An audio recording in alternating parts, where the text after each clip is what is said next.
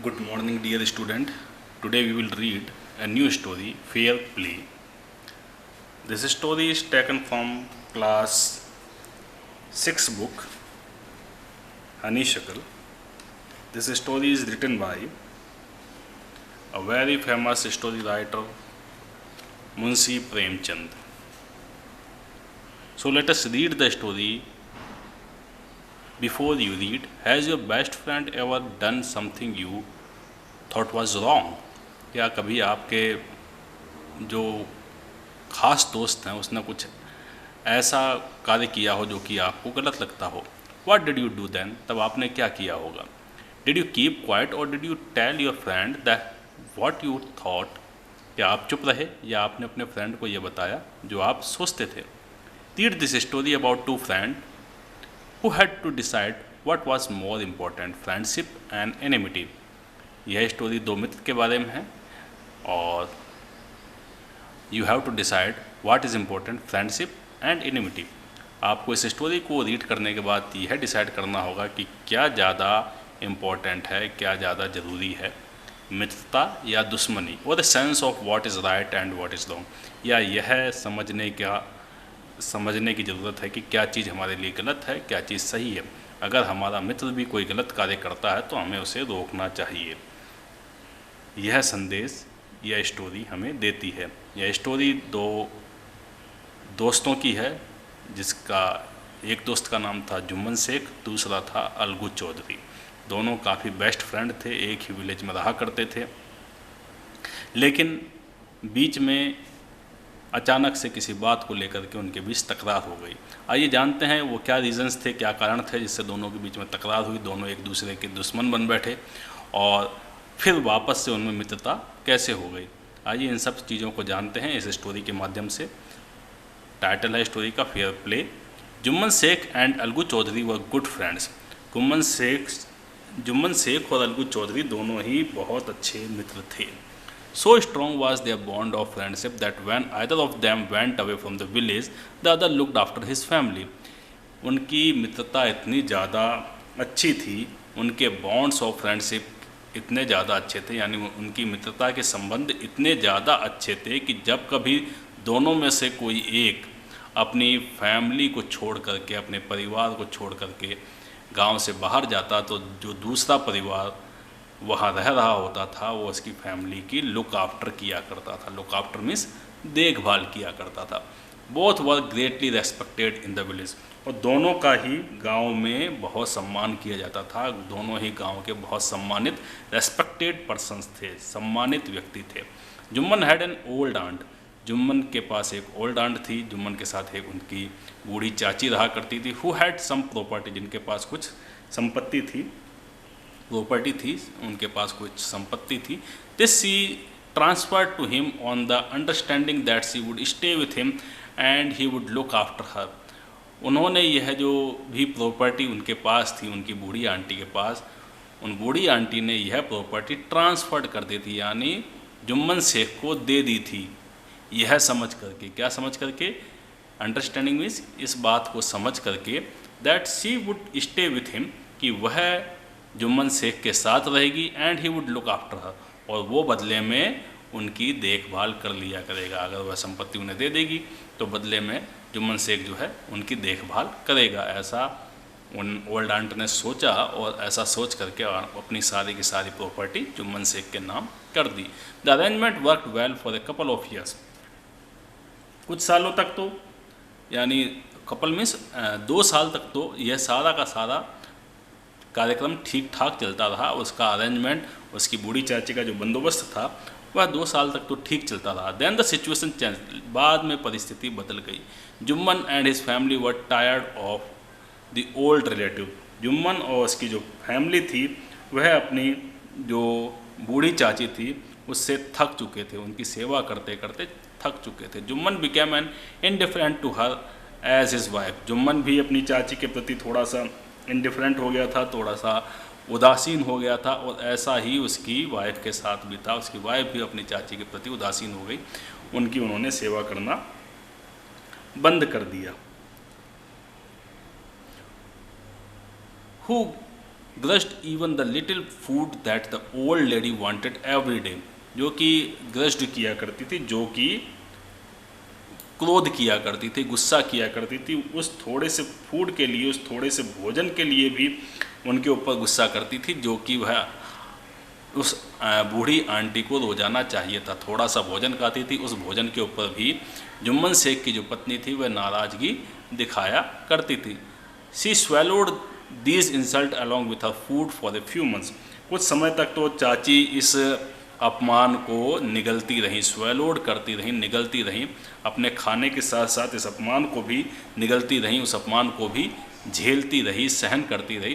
But patience has its limits, लेकिन patience means धैर्य की भी अपनी सीमा होती है। पैसेंस हैज़ इट्स लिमिट का मतलब होता है धैर्य की भी अपनी कुछ सीमाएं होती हैं, यानी वो ज़्यादा लंबे समय तक उसको अपनी जो उसके ऊपर जो अत्याचार होते थे उनको सहन ना कर सकी।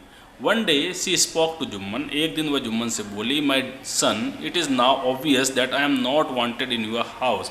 अब यह बिल्कुल ऑब्वियस हो चुका है, अब यह बिल्कुल स्पष्ट हो चुका है, अब यह बिल्कुल क्लियर हो चुका है कि आपके जो घर वाले हैं मुझे अपने घर में बिल्कुल पसंद नहीं करते। Kindly give me A monthly allowance so that I can set up A separate kitchen, इसलिए कृपा करके मुझे मंथली अलाउंस दे दिया करें, मुझे मासिक भत्ता दे दिया करिए, मुझे महीने के कुछ रुपए दे दिया कीजिए, ताकि मैं अपना खुद का किचन सेटअप करके, अपना खुद का किचन इस सेटअप में से स्थापित करके अपना खाना खुद बनाने लगूं।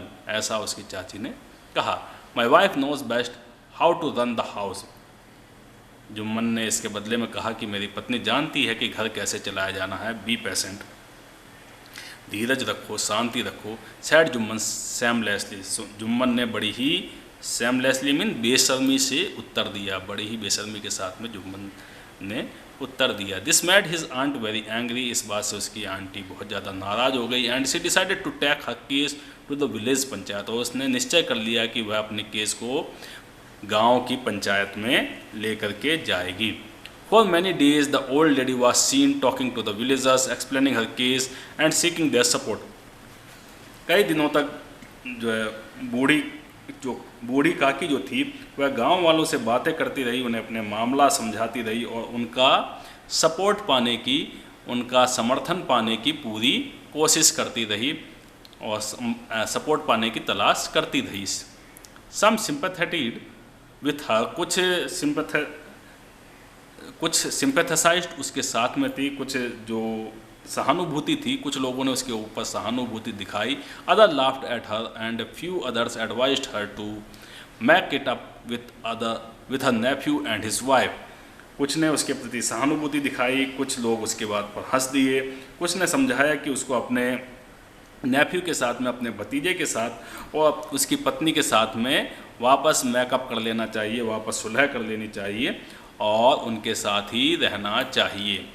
Eight last she came to Algu Chaudhary and spoke to him, अंत में वह अलगू चौधरी के पास गई और उनसे उसने बात की। यू नो चाची, Jumman is my best friend. और अलगू चौधरी ने क्या कहा, आप जानती हैं चाची, जुम्मन जो है मेरा सबसे प्रिय मित्र है, सबसे परम मित्र है, सबसे खास दोस्त है। How can I go against him, मैं कैसे उसके विरुद्ध जा सकता हूँ, मैं कैसे उसके अगेंस्ट में जा सकता हूँ, मैं कैसे उसके विरोध में जा सकता हूँ। Algu said, but is it right my son, लेकिन मेरे पुत्र यह बताओ क्या यह सही है to keep mum and not say what you consider just and fair, क्या यह बात सही है कि तुम मौन बने रहो और न्याय की बात बोलो ही ना, बिल्कुल मम हो जाओ, बिल्कुल क्वाइट हो जाओ, यानी बिल्कुल गूंगे बन जाओ, और जस्ट और फेयर वाली चीज़ यानी जो न्यायोचित बातें हैं उसको आप कंसीडर ही ना करो, उसको आप उसके बारे में बिल्कुल ही ना सोचो, ऐसा बूढ़ी काकी ने कहा। Pleaded the old lady, old lady ने, उस बूढ़ी काकी ने प्रार्थना करते हुए अलगू से कहा कि तुम्हारा अगर जुम्मन से खास दोस्त है तो इसका मतलब यह नहीं है कि तुम बिल्कुल मम बन जाओ, तुम बिल्कुल खामोश हो जाओ, बिल्कुल चुप होकर के अन्याय को सहन करने लग जाओ और न्यायोचित बातों को बिल्कुल ही ना कहो, बिल्कुल ही ना बोलो। Come to the panchayat and speak the truth, panchayat में आओ और सच बोलो। सी सैड, ऐसा बूढ़ी काकी ने कहा। अलगू डिडेंट रिप्लाई, अलगू ने कोई उत्तर नहीं दिया, but her words kept ringing in his years, लेकिन उसके जो स्वर थे उसके कानों में बजते रहे, गूंजते रहे। Now part 2। The panchayat was held the same evening under an old banyan tree, panchayat उसी शाम को जो वहाँ का पुराना वट वृक्ष था, पुराना बैनियन ट्री था, उसके नीचे आयोजित की गई। Jumman stood up and said, Jumman खड़ा हुआ और बोला, the voice of the panch is the voice of God, पंचों की आवाज़ ईश्वर की आवाज़ होती है। Let my aunt nominate the head panch, मैं अपनी आंटी को छूट देता हूँ कि वह हेड पंच को चुने, यानी सरपंच को चुने। I will abide by her decision, मैं उनके निर्णय को स्वीकार कर लूँगा।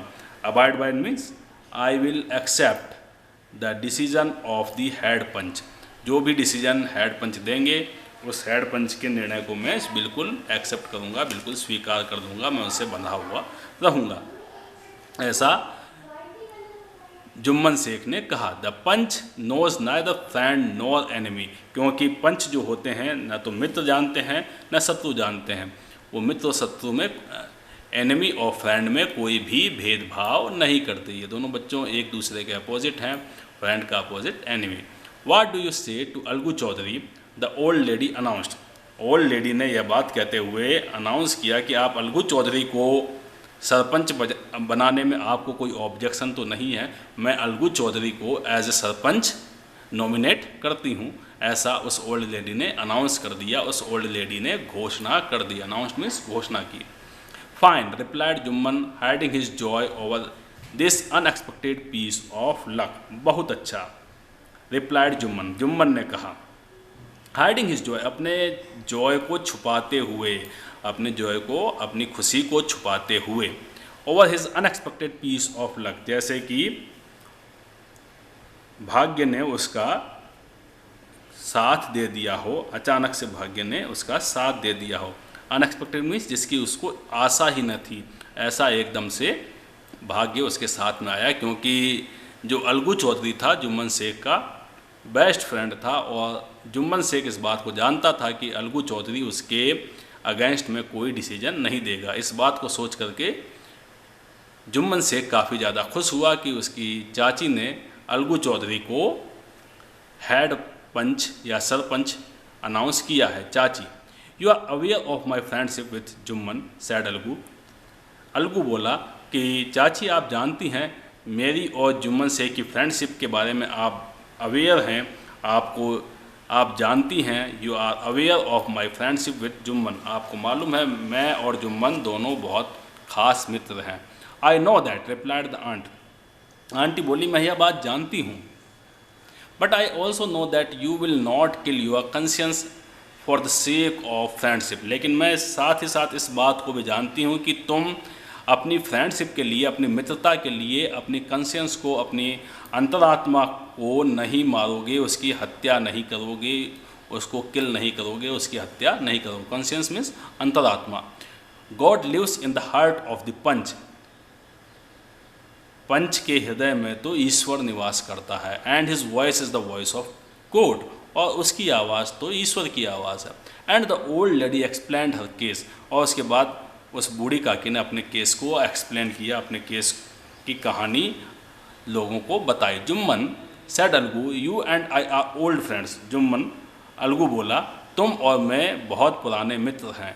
Your aunt is as dear to me as you, तुम्हारी आंट मुझे भी उतनी ही प्यारी है जितनी की तुमको। नाउ आई एम ए पंच, अब मैं एक पंच हूँ। You and your aunt are equal before me, तुम और तुम्हारी आंट दोनों मेरे लिए बिल्कुल समान हैं, इक्वल हैं, बराबर हैं।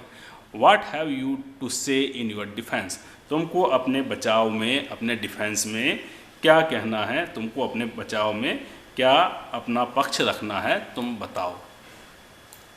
3 years ago began Jumman. Jumman ने कहना शुरू किया कि 3 साल पहले my aunt transferred her property to me. मेरी आंटी ने अपनी प्रॉपर्टी मेरे को ट्रांसफ़र की थी। I promise to support her as long as she lived. मैंने उससे वादा किया था कि जब तक वह जीवित रहेगी तब तक मैं उसको सपोर्ट करता रहूँगा, उसका भरण पोषण करता रहूँगा, उसका लालन पालन करता रहूँगा। I have done all I could. मैं जितना कर सकता था मैंने किया भी सही। There have been a couple of quarrels between my wife and her but I can't stop it. मेरी और मेरी चाची और पत्नी के बीच में कई बार 2-3 बार इस बात को लेकर के झगड़ा भी हुआ, क्वारल्स भी हुए। किसके बीच में? मेरी वाइफ के बीच में और मेरी आंट के बीच में, और मैं उनको रोक नहीं सकता। Now my aunt is claiming a monthly allowance from me. अब मेरी आंट इस बात की डिमांड करती है कि मैं उसे मंथली अलाउंस दूँ, मैं उसे मासिक भत्ता दूँ। This is not possible. यह मेरे लिए संभव नहीं है। That's all I have to say. मुझे बस इतना ही कहना है। Jumman was cross examined by Algu and others. Jumman ने अलगू और अन्य व्यक्तियों से भी क्रॉस एग्जामिन्ड किया, इस बारे में जिरह की, इस बारे में चर्चाएं की। Then Algu announced. उसके बाद अलगू ने निर्णय दिया, अलगू ने अनाउंस किया। क्या अनाउंस किया? We have gone into the matter carefully. हमने इस मैटर को बहुत ही केयरफुली देखा है, इसका अध्ययन किया है। इन आवर ओपिनियन, हमारी ओपिनियन में, हमारे विचार में, Jumman must pay his aunt a monthly allowance. Jumman को अपनी आंट को मासिक भत्ता देना चाहिए, और else the property goes back to हर।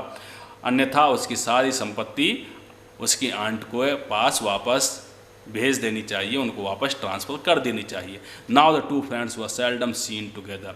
इस निर्णय के बाद में दोनों ही मित्र जो हैं, सेल्डम मीन्स रियरली, बड़ी मुश्किल से ही, कभी कभार ही, एक आध भारी साथ दिखाई दिए, यानी फिर वो कभी साथ दिखाई नहीं दिए। The bond of friendship between them was broken.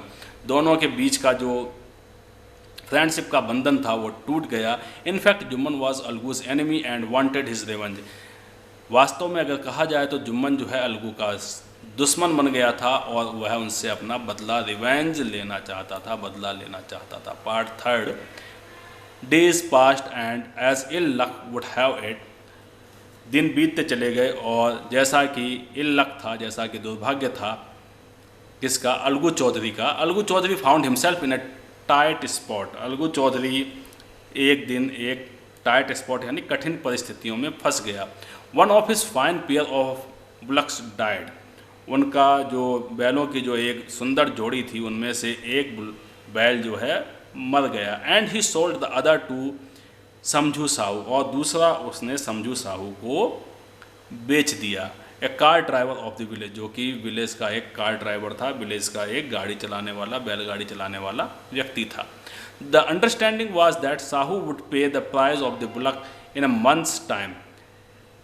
दोनों के बीच में यह अंडरस्टैंडिंग थी, यह बातचीत हुई थी, यह समझौता हुआ था, अंडरस्टैंडिंग हुई थी, यह समझौता हुआ था कि जो समझू साहू है वो बैल का पैसा, उस बुलक का पैसा 1 महीने के अंदर अंदर अलगू चौधरी को पे कर देगा, उसका पैसा उसे चुका देगा। It so happened that the bullock died with in a month. और ऐसी घटना घटी कि वह बैल, वह बुलक 1 महीने के अंदर अंदर ही चल बसा, उसकी भी डेथ हो गई, उसकी भी मौत हो गई। Several months after the bullocks death, कुछ महीनों के बाद उसकी बैल की मृत्यु के, अलगू रिमाइंडेड साहू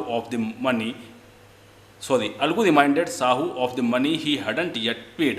अलगू ने साहू को उस पैसे की याद दिलाई जो कि उसने अभी तक पे नहीं किए थे, जो कि उसने अभी तक पैसे नहीं दिए थे उस बैल के, जो कि मर चुका था। Sahu got very annoyed. इस बात पे साहू बहुत नाराज हो गया, अनॉयड हो गया, गुस्सा हो गया।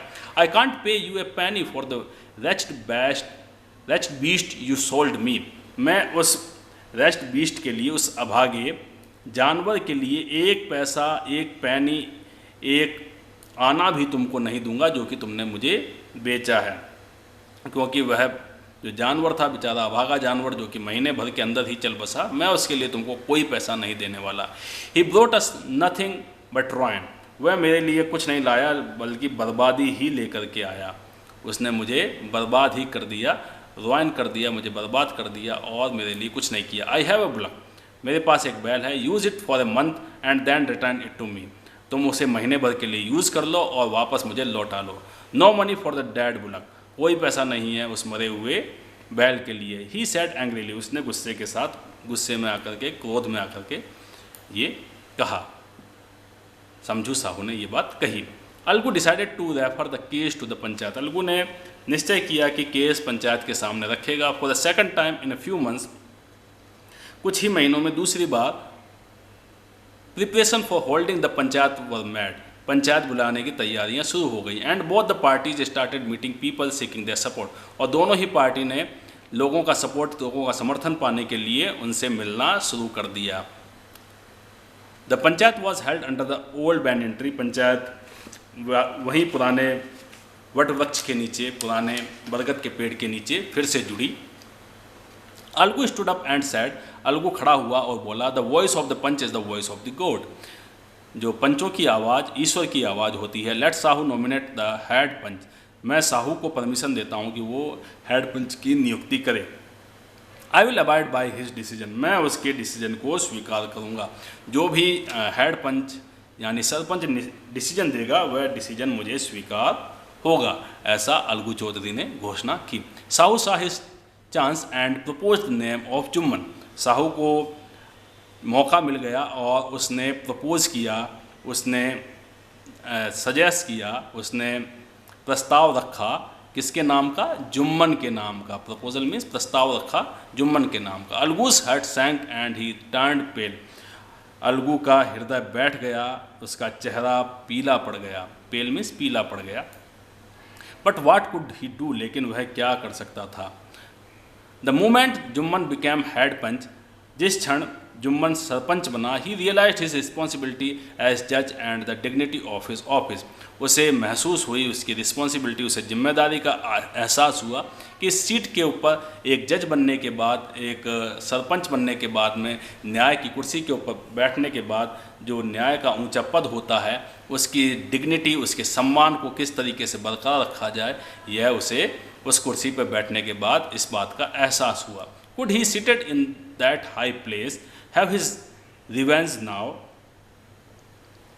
क्या उस ऊंचे पद पर बैठकर वह अपना रिवेंज ले पाएगा, अपना बदला ले पाएगा? He thought and thought, उसने खूब सोचा, खूब सोचा। No, he must not, नहीं, वह ऐसा नहीं, उसे ऐसा नहीं करना चाहिए। He must not allow his personal feeling to come in the way of speaking the truth and doing justice, उसे सच बोलने तथा जस्टिस के बीच में, न्याय के बीच में अपनी जो पर्सनल फीलिंग्स है, अपने जो निजी भावनाएं हैं, उसकी जो पर्सनल फीलिंग है, निजी भावनाएं हैं, उनको नहीं आने देना चाहिए, ऐसा उसने निश्चय कर लिया। जस्टिस मीन्स न्याय, न्याय के बीच में अपनी पर्सनल फीलिंग को नहीं आने देगा। ट्रुथ, सच्चाई और न्याय के बीच में अपनी पर्सनल फीलिंग को वह नहीं आने देगा। Both Algu and Sahu stated their cases, Algu और साहू ने दोनों ने अपने अपने केस स्टेटेड किए, एक्सप्लेंड किए, अपने केस के बारे में वहाँ बयान दिए। They were cross examined and the case was considered deeply, उन दोनों से क्रॉस एग्जामिन्ड किया गया, जिरह की गई, सवाल जवाब किए गए और केस को बहुत ही गहनता से उसके ऊपर डीपली कंसीडर किया गया, उसके ऊपर बड़ा ही गहन विचार किया गया। कंसीडर मीन्स विचार किया गया। Then Jumman stood up and announced, फिर जुम्मन खड़ा हुआ और उसने अनाउंस्ड किया, उसने इस बात की घोषणा की, इट इज़ आवर ओपिनियन, यह हमारी ओपिनियन है, ये हमारे विचार हैं, ये हमारा सोचना है, that Sahu should pay Algu the price of the bullock, कि साहू को, अलगू चौधरी को उस बैल का पैसा देना होगा। When Sahu bought the bullock it suffered from the disability और डिजीज़, क्योंकि जब साहू ने वह बुलक परचेज किया था, वह बैल परचेज किया था, उस समय उसको न तो कोई बीमारी थी, न ही उसमें कोई डिसेबिलिटी थी, न ही उसमें कोई और विकलांगता या कोई अक्षमता वाली भावना चीज़ें थीं। The death of the bullock was unfortunate, bullock की मृत्यु दुर्भाग्यपूर्ण है, but Algu can not be blamed for it, लेकिन अलगू को इस बात के लिए दोषी नहीं ठहराया जा सकता। Algu could not contain his feeling, Algu अपनी भावनाओं पर नियंत्रण नहीं रख सका। अब अलगू जो है एकदम से उठ खड़ा हुआ, वह अपनी भावनाओं को रोक नहीं सका। कंटेंस मीन्स काबू में नहीं रख सका अपनी फीलिंग्स को, अपनी भावनाओं को। ही स्टूड अप, वह उठ खड़ा हुआ, एंड सेड लाउडली, और चिल्ला करके बोला, ओवर एंड ओवर अगेन, बार बार बोला, victory of the panchayat, panchayat की जय हो। दिस इज जस्टिस, यह न्याय है। God lives in the voice of the panch, पंचों की आवाज़ में ईश्वर निवास करता है। Soon after Jumman came to Algu, शीघ्र ही जुम्मन अलगू के पास आया। एम्ब्रेस्ड हिम एंड सैड, उसने एम्ब्रेस किया, गले लगाया और बोला, सिंस द लास्ट पंचायत, पिछली पंचायत के बाद से, I had become your enemy, मैं तुम्हारा दुश्मन हो गया था। टुडे आई रियलाइज्ड, आज मैंने यह बात महसूस की है, what it mean to be a panch, कि एक पंच बनने का मतलब क्या होता है। A panch has no friend nor enemy, एक पंच का न तो कोई दुश्मन होता है न कोई दोस्त होता है। ही नोज ओनली जस्टिस, वह सिर्फ न्याय की भाषा ही जानता है। Let no one deviate from the path of justice, कोई भी जस्टिस के जो रास्ते हैं उस पे से कोई भी विमुख ना हो, डिविएट ना हो, उससे कोई अलग ना हो, डिविएट ना हो यानी विमुख ना हो। The path of justice, justice के रास्ते से। एंड ट्रुथ फॉर फ्रेंडशिप और एनिमिटी, और फ्रेंडशिप और एनिमिटी, चाहे वो फ्रेंड हो, चाहे एनिमिटी हो, चाहे उनके बीच में शत्रुता हो, चाहे कोई दुश्मन हो, सबके साथ में न्याय हो। Algu embraced his friend and wept, Algu ने अपने मित्र को बाहों में भर लिया और वह रोने लगा। And his tears washed away all the dirt of misunderstanding between them, और उनके आंसुओं ने उनके बीच की जो भी मिसअंडरस्टैंडिंग थी, जो भी उनके बीच की कटुता थी या गलत फहमी थी, उस गलत फहमी को, उस मिसअंडरस्टैंडिंग को उनके आंसुओं ने धो डाला। मुंशी प्रेमचंद।